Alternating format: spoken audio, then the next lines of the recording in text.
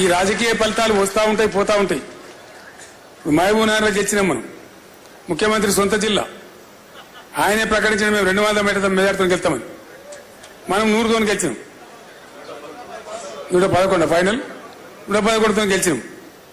అంటే ఇంత మాత్రాన మనం పొంగిపోయే అవసరం లేదు. కాబట్టి ఎప్పుడైనా జయాపజయాలు నిరంతరంగా వస్తూ ఉంటాయి పోతూ ఉంటాయి, అవి ఆయా పరిస్థితులను బట్టి ఉంటాయి. కానీ మన ప్రయాణం మన ప్రస్థానం కొనసాగుతుండాలి. మన కర్తవ్యం ఒకటే, దయచేసి నేను కోరుతున్నా.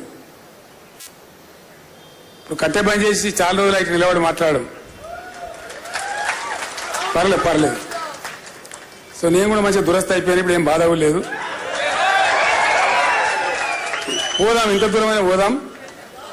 చాలా అద్భుతమైన కొత్త నూతన ఉద్యమ పందా ఆవిష్కరించాల్సిన అవసరం ఉంది. ఇప్పుడు కొత్త ఉద్యమ పందా మనం పట్టాల్సి వస్తుంది. ఎందుకంటే ప్రజలను కాపాడుకోవాలి, ప్రజల కోసం పనిచేయాలి, ప్రజల హక్కుల కోసం పనిచేయాలి. వాళ్ళ ఆశలు అడియాసలు కాకుండా మనం కాపలాదారులుగా ఉండాలి. ఇంతకు మించిన వేరే కర్తవ్యం మనకు లేదు. తెలంగాణ ప్రజల ప్రయోజనాల పరిరక్షణనే బీఆర్ఎస్ ప్రథమ కర్తవ్యం. దయచేసి రాజకీయ ఫలితాలు మిగతా వాటితోనే ఆగమాగం కాకుండా, వాటి కోసం పిచ్చి పిచ్చి కాకుండా, బ్రహ్మాండమైన ఉజ్వలమైన భవిష్యత్తు ఉంటుంది మనకు. భవిష్యత్తు మనకు కాదు, తెలంగాణ రాష్ట్రానికి ఉంటుంది, తెలంగాణ ప్రజలకు ఉంటుంది. వీళ్ళు చేసే తప్పులు మళ్ళీ సరిదిద్దాలి, మళ్ళీ మంచిగా చేయాలి. అది ఎవడో చేయడం ఎవరి నుంచి కాదు, లోతు తెలిసిన వాళ్ళు మనమే. కాబట్టి మన మీదనే ఆ కర్తవ్యం బాధ్యత ఉంటుంది. కాబట్టి ఈ దశాబ్ది మనకు ఒక స్ఫూర్తి కావాలి. ఈ దశాబ్ది వేళ అందరికి అన్నం పెడుతున్నారు కదా, పెడుతుండ్రా, ఏర్పాటు చేసిండ్రు కదా. రామారావు చెప్తున్న భోజనాలు ఉన్నాయట, దానికి ఇబ్బంది ఏం లేదు. సో ఇంకా 10 నిమిషాలు ఎక్కువ మాట నడుస్తుందని మాట్లాడుతున్నాను నేను. ఈ భోజనం గ్యారెంటీ ఉంది కాబట్టి బాధ లేదు. కాబట్టి మీ అందరితో కూడా నా ప్రార్థన ఒకటే, ఉద్యమ ప్రస్థానం ఉద్యమ ప్రారంభమైన రోజులు కావాలని మీకు నేను గుర్తు చేసిన. గంత కఠినమైన సమయంలో, అటువంటి పరిస్థితులలో ఉద్యమాన్ని ప్రారంభించి గొప్ప విజయం సాధించి రాష్ట్రాన్ని సాధించి పెట్టిన సంస్థ మన సంస్థ. ఈ రాజకీయ జయాపజయాలు మనకు లెక్క కాదు. మనం కూడా 2 టర్ములు గెలిచినాం, ఎంపీలు గెలిచినాం, అన్ని చేసినాం. మళ్ళా వస్తుంది గెలుపు, యాడికి పోదు. కాబట్టి మీ అందరితో నేను ప్రార్థించేది ఒకటే, దయచేసి ఎట్టి పరిస్థితులలో ముక్కవోని దీక్షతోని తెలంగాణ ప్రయోజనాలే ముఖ్యమైనటువంటి కేంద్ర బిందువుగా మనం పనిచేయాలి, పురోగమించాలి. అదే మన కర్తవ్యం. ఆ ఆశలు తెలంగాణ ప్రజలకు కూడా మన మీద ఉన్నాయి. నిన్న నేను మిమ్మల్ని అందరినీ యాత్ర బయలుదేరి తీసి ఇది క్యాండిల్ ర్యాలీ, నేను వాపసు వస్తున్నా. ఇంటికి వాపసు వస్తుంటే ప్రతి కార్లకి ఇట్లా డబల్ థమ్స్ పెట్టి ఇలా చెప్తున్నారు. ఒక ఆటో డ్రైవర్ అయితే ఉరికి నా దగ్గరకు వచ్చి నా కారు కొట్టి, సార్ మళ్ళా మనమే గెలుస్తున్నాం, నువ్వేం భయపడక, మేము అందరం ఉన్నాం. ఆటో డ్రైవర్, నేనే ఆశ్చర్యపడతా ఉన్నా, ఆవేశం గురికొచ్చి చెప్తా ఉన్నాడు. సో కాబట్టి సమీప భవిష్యత్తులో మళ్ళా పాలన మన భుజాల మీద పడుతుంది, అన్న డౌట్ కూడా అవసరం లేదు. ఈ వీళ్ళతో ఏమీ కాదు, మన్ను కూడా కాదు నేను చెప్తున్నా. చిల్లర రాజకీయాలు తప్ప గొప్ప వ్యూహకర్తలు కూడా కాదు. గెలిచినామని వాళ్ళే చేయికి చూసుకుని గెలిచినామని నిజంగానే అంత అపనమ్మక స్థితిలో అనుకోకుండా గెలిచిన గెలుపును ఎట్లా మలుచుకోవాలో వాళ్ళకి తెలుస్తలేదు పాపం. చిన్న మాట కదా, ఏ కొద్దిగా తెలివి ఉన్నా కూడా పోయిన గవర్నమెంట్ కరెంటు మంచిగా ఇచ్చింది కదా, ఇండియా అంత తెలుసు కదా, దాచిపెట్టే లెక్క కాదు కదా.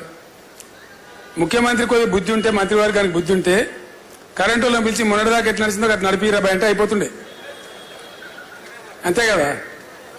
ఎందో అధికం శాతలకు పోయి కొండంగా శాతాలు చేస్తామని వీని వీకేసి వాని చేసేసి మా తరహా చూపిస్తామంటే వాళ్ళ తరహా ఇప్పుడు వాళ్ళ లాగు వాళ్ళు కొట్టే కొరకు వస్తాను, అంతే కదా. ఊకుంటారా ప్రజలు? నిన్న రాత్రి ఎందుకు పోయినరు? బాచుపల్లిలో, ఇంకో చోట చందానగర్లో వస్తారు కదా ప్రజలు. ఆవేశం వస్తే ఆగుతారా? ఎవడు ఆపుతాడు?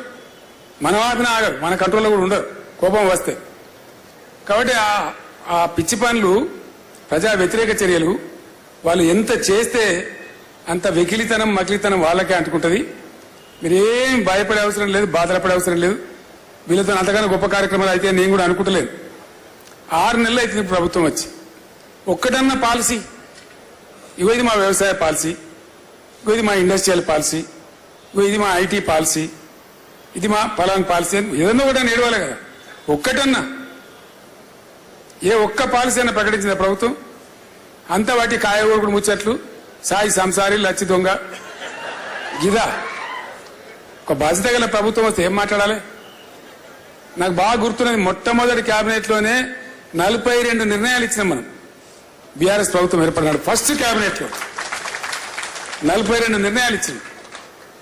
ఒక వ్యవసాయ పాలసీ తీసుకున్నామంటే పోచారం గారు అప్పుడు వ్యవసాయ మంత్రిగా ఉండేది, ఆయనకు నేను లక్ష్మీపుత్రుడు అని పేరు కూడా పెట్టిన. నీ పీరియల్నే బ్రహ్మాండంగా అయితే వ్యవసాయం అని చెప్పి అట్లా తీసుకొని పోయినాం, గొప్ప రిజల్ట్ సాధించినాం. పంజాబ్ను తలదన్నేంత ధాన్యం పండించినాం. అట్లా పట్టుబట్టి ఒక ఫలితం సాధించాలి. ఒక అద్భుతమైన ప్రజా విజయం కావాలి, ప్రభుత్వ విజయం, ప్రజా విజయం కావాలి. అట్లా ఉండాలి. కానీ ఏం లేదు, వాటికనే డబ్బాలు రాలే చూపినట్టు వాటి లొల్లి తప్ప. ఇది లోగోనా? లోగో అనేది ప్రజల గుండె మీద ఉంటుంది కదా. ఆ రోజు మనం రూపకల్పన చేసినాం. ఏం చేసినా ఇంతకుముందు చెప్పిన కదా ఈశ్వర్ గారు, ఏం చేసినా 10ల సంఖ్యలో 100ల సంఖ్యలో దానికి సంబంధించిన నిపుణులతో మాట్లాడి చేసినాం మనం. ఒక పాట రాస్తేనే 10 మందిని కూర్చుందాం. దళిత బంధు పాటలు రాస్తే బాలసేని రప్పించి ఓ 20 మంది కళాకారులను రప్పించి నా పొలం కాడ కూర్చొని ఫామ్లా ఒక వారం తిప్పలవాడు రాసినాం.